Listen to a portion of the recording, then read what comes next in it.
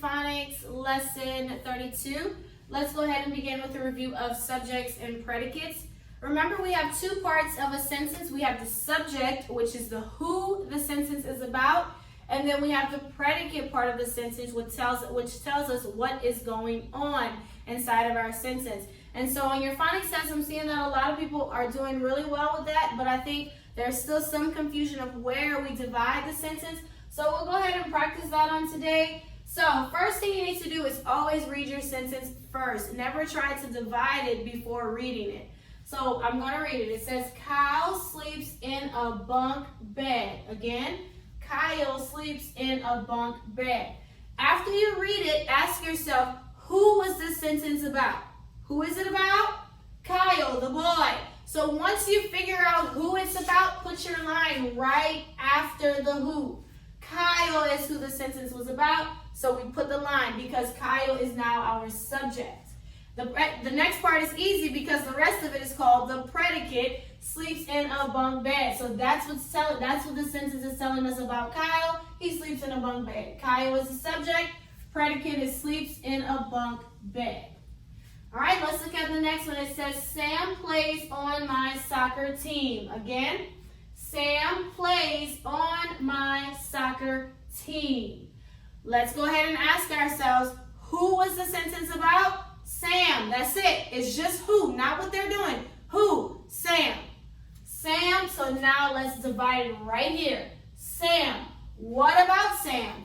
Plays on my soccer team. Subject is Sam, that's our who. Predicate is he plays on the soccer team. Underline your subject once, predicate twice.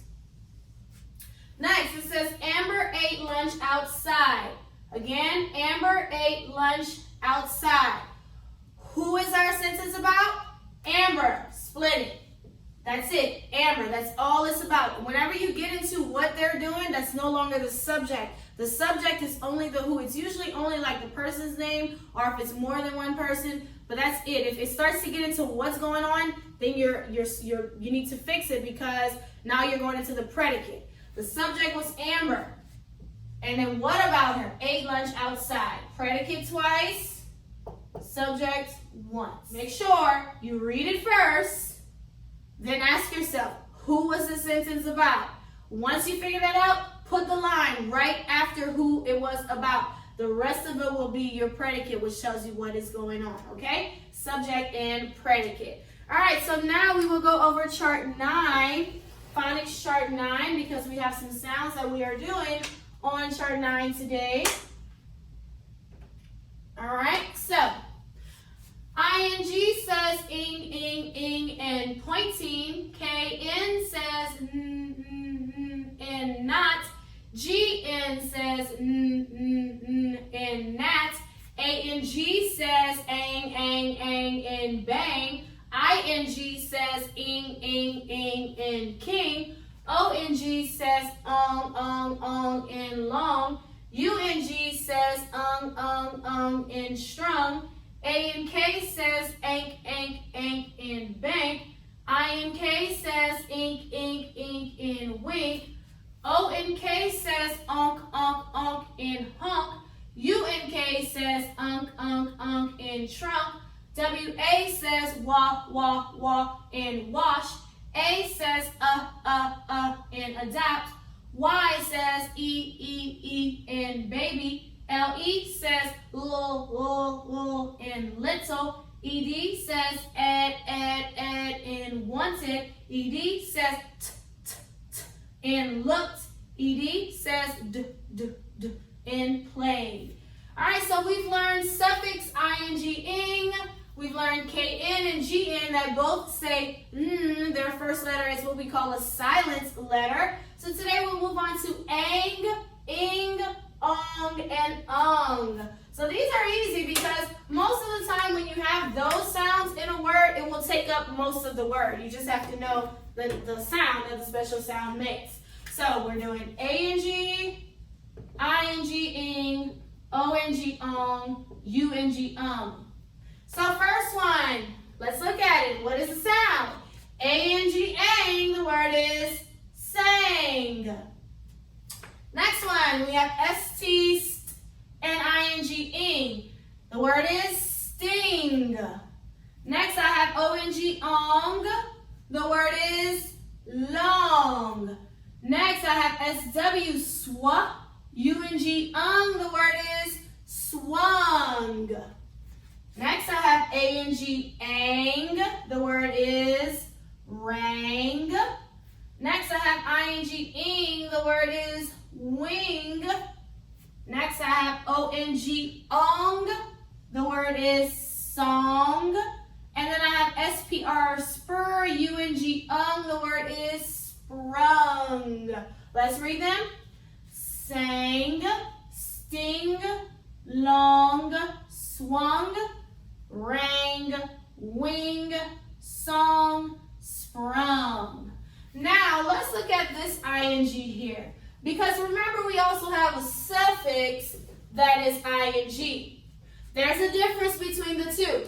This is a special sound, right? But this is what we call a suffix. Suffixes are not special sounds. In order for a suffix to be for the suffix to be considered ing, it has to have what we call a root word. If there is no root word, remember your root word is the word you started with, your beginning word. If there is no root word, but you still see ing, then it becomes special sound ing. But if you have a root word, now it's suffix ing. That suffix attaches to the end to make a new word. So remember, when we have root words and suffixes, we underline the root word and we circle the suffix. We also did suffix s as well.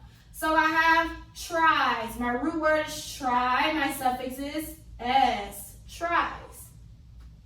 I have the word howling. The root word is howl. The suffix is ing. The word is howling. Next one, I have crying. The root word is cry. The suffix is ing. The word is crying. Next, the root word is beat. The suffix is ing. The word is beating. Next, I have pins. The root word is pin. Suffix is s. The word is pins. Last one, numbers. The root word was number. Suffix is s.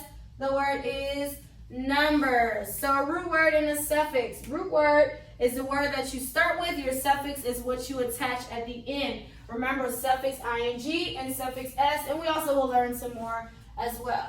All right, the last part of our lesson is we want to create some words with these blends. So I have the blend fro, special sound fur, vowel o, fro. What's a word I can create from the blend fro? I could say froze or frozen, froze. Next I have sh. What's a word I can create from the blend sh? Shut. Next, chi. What are some words I can create from the blend chi?